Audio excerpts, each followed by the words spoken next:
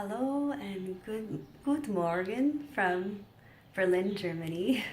I just think this is a cool opportunity here. I'm in the lovely kitchen of a friend of a friend, and I am friends with Nadia from Hong Kong, one of my German friends I grew up with when we were really young, and reconnected with her a couple years ago. And then when I was coming to Germany looking for a place to stay tonight, I contacted my German friends and said, do you know anyone in Berlin?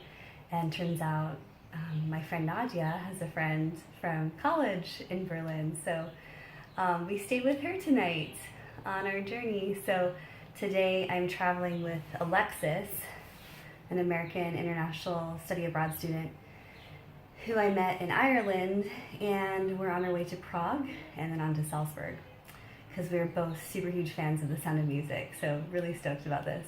Anyway, I just think it's really cool. Last night, as we were chatting with Anika, who lives here, who hosted us, she's studying social work and doing her master's in social work and human rights, and they're studying post-colonial development as part of that. And I just thought that was so interesting, because a big part of my Europe voyage is to understand the spiritual and historical roots of colonization and how we heal from that. Because as we know, we live in such a fragmented world, and a lot of because of globalization, people from many different ethnic backgrounds live in the same country together, and yet we don't always live so peaceably together. So what does it take for us to see each other not as the other, but as brother and sister, and as neighbor?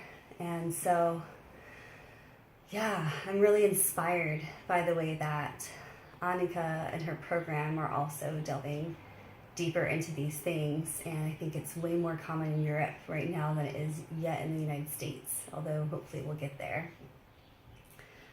Yesterday I also was exploring Berlin a bit and found this memorial to the fall of the USSR and the socialistic regime of the Nazis and the Soviets.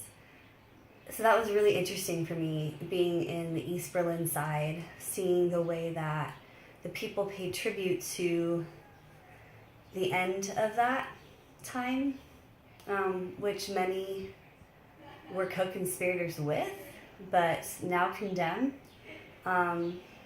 Annika was already also sharing with us that many people who were part of the leadership in the Nazi regime, only a few have really been convicted of their human crimes, but many have continued to maintain jobs in similar areas of leadership as they held during that time.